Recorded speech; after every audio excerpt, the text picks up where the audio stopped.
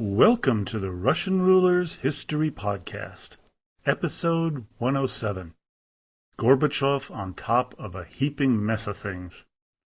Last time, we recounted Mikhail Sergeyevich Gorbachev's rise up through the ranks to his position in Moscow on the Central Committee of the Communist Party. Now, before we move on, I want to remind everyone of the new Russian Rulers History blog site at www.russianrulershistory.com. I've added lots of content which will be expanding every week. Add your email address to subscribe to it with the assurance that I will never give it out to anyone.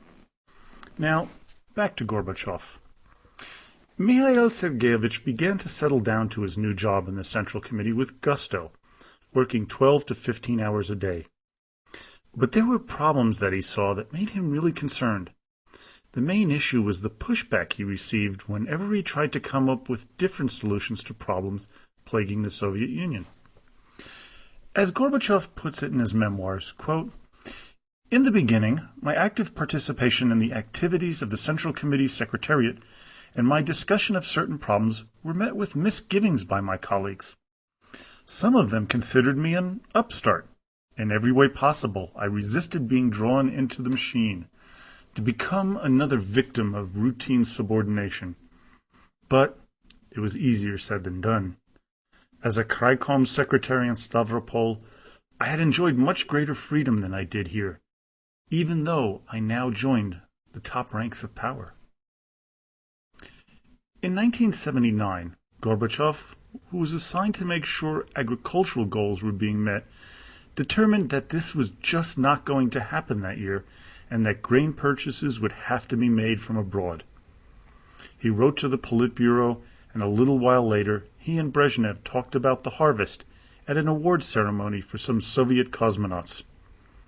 Gorbachev made some suggestions on how to transport some of the harvest when Andrei Kosygin angrily broke in and said, "What has happened here is that the Agriculture Department has sent a memorandum to the Politburo, and Gorbachev signed it.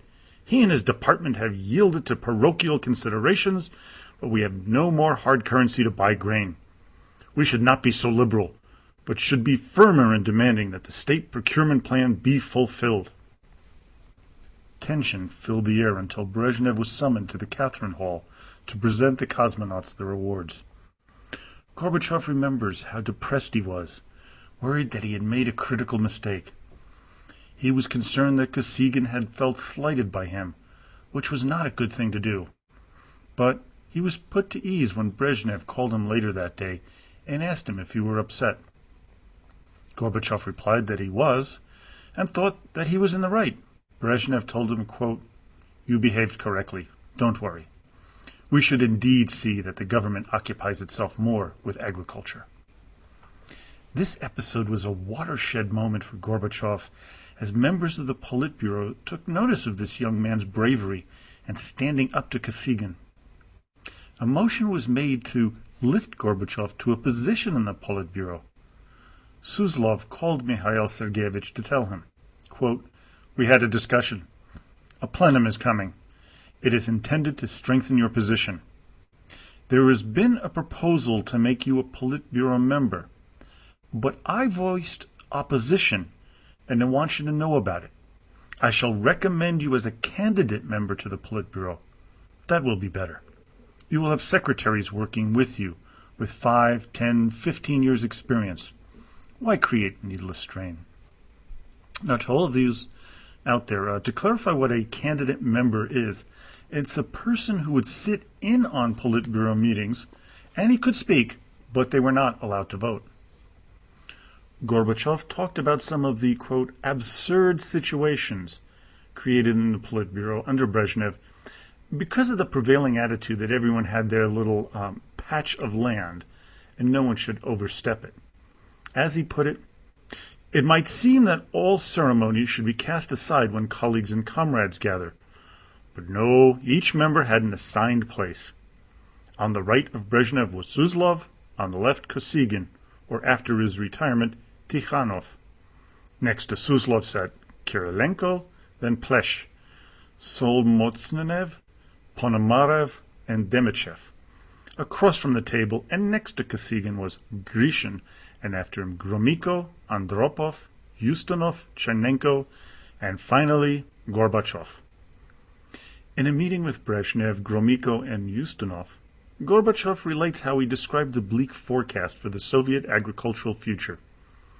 Countless errors were made in how the land was treated, from not having proper drainage systems in place, which caused the land to increase in salinity, to the creation of hydroelectric plants that turned 14 million hectares of great growing land into lakes. He also realized that the way gas and oil were pumped out of the ground and transported created huge dead areas which could never be reclaimed. Military bases of vast sizes also took a large chunk out of circulation. But the biggest issue in Gorbachev's eyes was the treatment of the peasant farmers as second-class citizens. As with Tsar times, the farming peasant was a lower-class citizen. To the communists, they looked down on them, as they were not as supportive of their movement as the industrial workers had been. Because of this, the infrastructure in agricultural areas was terribly neglected, so much so that trying to make up for it was extremely difficult. For this reason, many peasants gave up on the land and moved to the cities to try their luck there.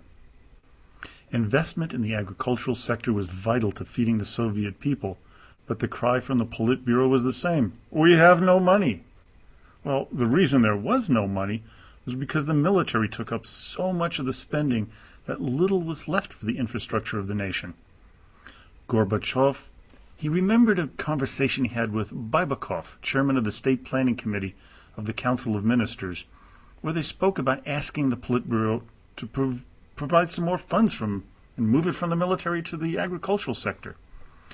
Baibakov asked Gorbachev, quote, "Would you be willing to raise this question?" "No, I wouldn't," replied Gorbachev. "You see, I wouldn't do it either," Baibakov responded. The reason was they knew that if you asked the question, your career would be over. Only Brezhnev could suggest that, and that was never going to happen. Life in Moscow as a high-ranking party member may have been filled with more creature comforts than the common folk, but everything was not peachy keen, according to Gorbachev.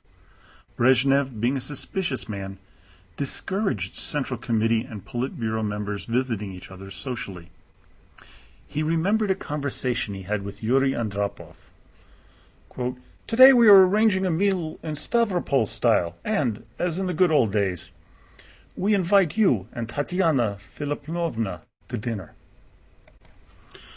"Yes, those were the days, but I have to decline your invitation, Mikhail," Andropov responded. "Why?" Gorbachev asked. "Because tomorrow there would be all kind of small talk. Who? Where? Why? What was said?" "What are you saying, Yuri Vladimirovich?" Gorbachev questioned. "No, that's the way it really is. While we were still on our way to you, Leonid Ilyich would hear about it. I say this, Mikhail, first and foremost, for your sake." The reality of the situation hit Mikhail and Riza. From that moment on, they could invite old and new acquaintances over, but never any members of the Central Committee or the Politburo.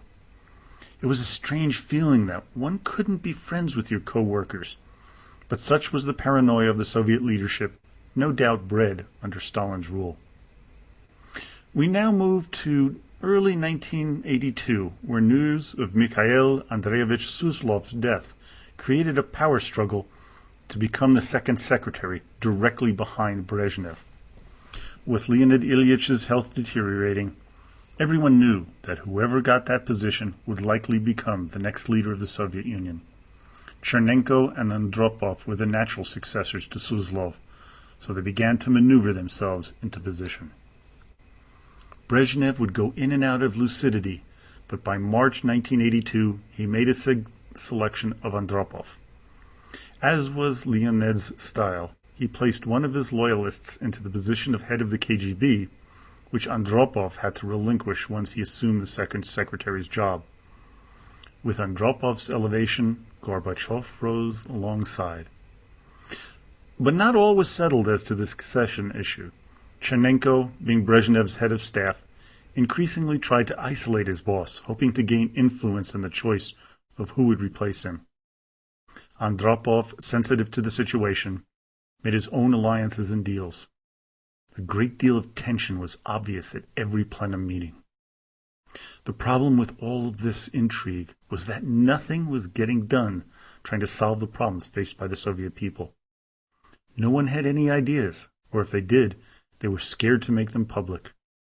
Everyone was sitting on pins and needles, waiting for the next shoe to drop, namely Brezhnev's death. On November 10, 1982, Leonid Ilyich Brezhnev passed away in his sleep. Gorbachev remembers receiving a call summoning him to Andropov's office, which he knew was serious, as Mikhail was with an important Slovak delegation. Quote, "Andropov wants you urgently. He knows that you are busy with a delegation, but please apologize to them. Suggest a break and go to his office right away." Gorbachev came into the office and was told what had happened. He responded by telling Andropov, "Well, this is a decisive moment for Staraya Ploshad. A decision has to be taken, and I think it will directly concern you." Andropov said nothing. Gorbachev then asked him, "Have you met with the inner circle?" His mentor nodded yes. Then Mikhail said, "Whatever happens, you cannot dodge the responsibility. I shall strongly support your candidacy." Gorbachev had decided to ride the coattails of Andropov very carefully, and it was beginning to pay off. Yuri Vladimirovich trusted Gorbachev and respected his intellect and many of his ideas. But before Mikhail Sergeyevich could move up, Andropov had to clear house of those people he felt were threats to his policy changes that he had in mind. First to go was the Minister of Internal Affairs, Shchelikov. Andropov knew that this agency was entirely corrupt, but he was unable to do anything until after Brezhnev's death. Next to go was the KGB head, Fedorchuk, followed by the removal of the now senile Politburo member Kirilenko. Andropov then began to install his people into the Politburo, much to the chagrin of Chernenko. It was at this time that Gorbachev, along with Ryazkov and Dolgik, were given the task to determine what the most important economic issues facing the USSR were. Near the end of 1982, Andropov hinted what he had in mind for Gorbachev. He suggested, quote, "You know what, Mikhail? Don't limit your work to the agrarian sector. Try to look at other aspects. In general terms, act as if you had to shoulder all the responsibility one day. I mean it." Gorbachev understood what he meant, and he took it to heart. Delving into determining how to get the Soviet Union out of its economic doldrums, a request was made to see the Soviet budget. Andropov responded by saying, "Nothing doing. You're asking too much. The budget is off limits to you." Gorbachev then admits, and this is quite surprising to me, that he only found out about the secrets held in the budget the day before he resigned from the presidency. He learned that the budget was a fraud and a grand Ponzi scheme. As he puts it, "I knew the greatest secret, namely that our budget was full of holes. It was continually replenished by the savings banks. In other words, money was drawn from the savings of citizens and by raising the internal debt. Meanwhile, it was officially proclaimed that the revenues always exceeded expenditure and that all was very well balanced." Basically, the Soviet Union was broke, just like my Russian history professor, Dr. Paul Avrich, had said to his students and me in 1976 when I took his class. In March of 1983, a clear attempt to show that Gorbachev was Andropov's choice as his successor was made when the General Secretary selected Mikhail to deliver the report on Lenin, celebrating the Bolshevik leader's 113th birthday. The country was now on notice that Gorbachev was a man to watch. In May of 1983, Gorbachev was sent to Canada to meet with their Secretary for Agriculture, Eugene Whalen, and Prime Minister Pierre Trudeau. Mikhail was impressed with how Canada's farms worked, until he learned that the entire system of agriculture in Canada and the U.S. was dependent on subsidies and credits. Similar situations between a socialist country and its capitalist adversaries was apparent to Gorbachev. By the summer of 1983, it became apparent that Andropov was seriously ill due to failing kidneys. Everyone knew that the end was near, so the political intrigues to determine who would succeed him were gaining steam. Many of the old-time Brezhnev cronies were almost gleeful as they hated the reforms and arrests Andropov ordered to stop the corruption that was destroying the country. Chernenko began to chair the Politburo meetings when Andropov could no longer make them. With his health deteriorating rapidly, he tried to make Gorbachev his successor through a message sent to the Politburo. Mikhail Sergeyevich claims to not know whether this was true or not, but witnesses to the redacting of the part of the message claims otherwise. When Andropov died, Chernenko made sure that he was going to be the next General Secretary of the USSR. When news came of Andropov's death, Gorbachev was deeply moved, as he had great admiration of his boss. He felt that the man was truly honorable and cared deeply about his people. At the funeral, many cried, but others were clearly happy. While Gorbachev felt that Dmitry Fyodorovich Ustinov was the best man to take control, Chernenko had already set things up for his own ascendancy.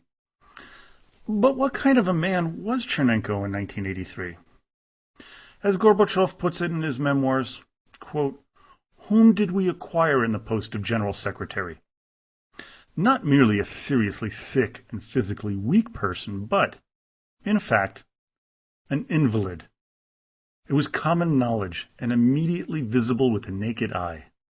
It was impossible to disguise his infirmity and the shortness of breath caused by emphysema. The doctor who accompanied Margaret Thatcher to Andropov's funeral soon afterwards published a prognosis on Chernenko's lifespan, and erred by only a few weeks."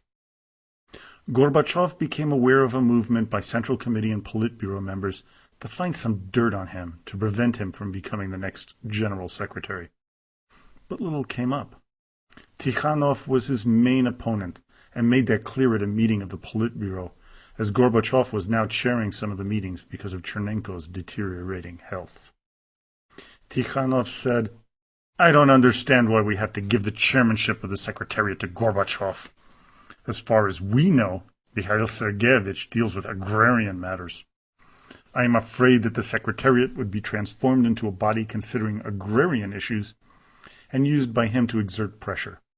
Distortions would be inevitable." But Gorbachev had a powerful ally in the person of Ustinov, who came to his support, which proved key. Gorbachev was now the de facto chairman of the Politburo. Ustinov had a lot of influence with Chernenko, which further solidified Gorbachev's position. Despite pressure from Gromyko, Grishin, and Tikhanov, things were pointing to Mikhail Sergeyevich's ascension to the top. Gorbachev began to travel and met with the leader of Great Britain, Margaret Thatcher. The world began to know of this young upstart. But when he was in England, that bad news came. Ustinov had died. Gorbachev's opponents, especially Tikhanov, saw an opening. On March 10, 1985, Konstantin Chernenko died. Immediately, a Politburo meeting was called for at 11 p.m. that night. A Central Committee meeting was called for, but the Politburo needed to make a decision. As Gorbachev remembers things. Suddenly, Grishin spoke up. "Why the hesitation about the chairman? Everything is clear. Let's appoint Mikhail Sergeyevich." Gorbachev himself suggested that things not be rushed. He talked it over with Medvedev, Yakovlev, and Boldin. It was a time for reflection, and the one person he trusted the most was his wife, Riza. He met with her in their garden at 4 a.m., where he felt that their discussion would be safe. While he didn't recall much of what was said, he vividly remembered the last things he told her. Quote, "You see, I have come here with the belief that I shall be able to accomplish something. But so far, there was not much I could have done. Therefore, if I really want to change something, I would have to accept the nomination. If it's made, of course. We can't go on living like this. He knew that the Soviet people could no longer live the way they were, and the government could not either. Something had to change. The Politburo could no longer trot out some old goat to lead the party for a few months before dying. Gorbachev had to take the reins and shake things up. The next day, the head of the KGB, Chebrakov, approached Gorbachev to tell him that Tikhanov was against his becoming general secretary. But Chebrakov wondered, did he really expect him to get the job? There were many who were opposed, but what other choice did they have?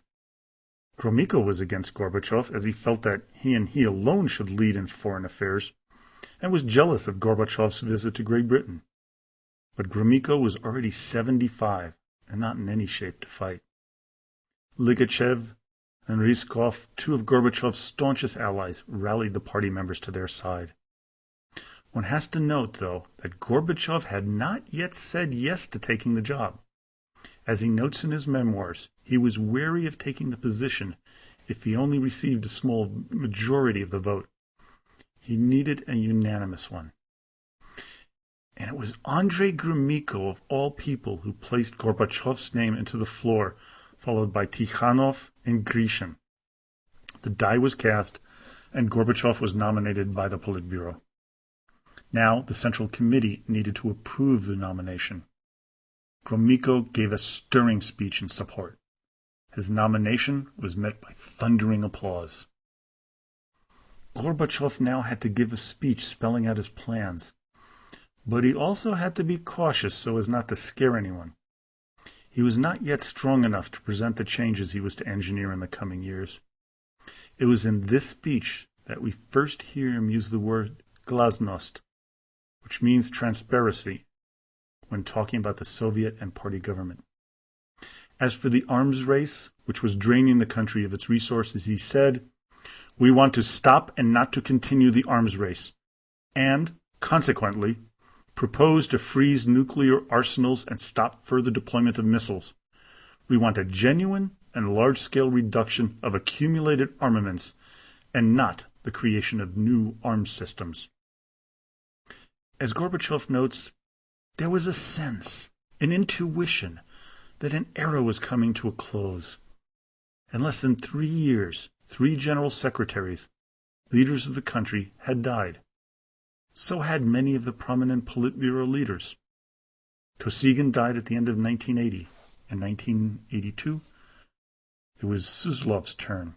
In November, Brezhnev. In May 1983, Pelsh. In February 1984, Andropov. In December, Ustinov. In March 1985, Chernenko. All this was fraught with symbolic meaning. The very system was dying away. Its sluggish, senile blood no longer contained any vital juices. I realized the weight of responsibility I had to shoulder. Next time, we begin to recount the turbulent 6-year reign of the last Communist Party leader as we count down to the end of the USSR. Well, I hope you enjoyed today's podcast. Don't forget to visit the blog site at www.russianrulershistory.com or on Facebook, where you can ask a question, leave a comment, or make a suggestion. So now, as always, до свидания и спасибо большое.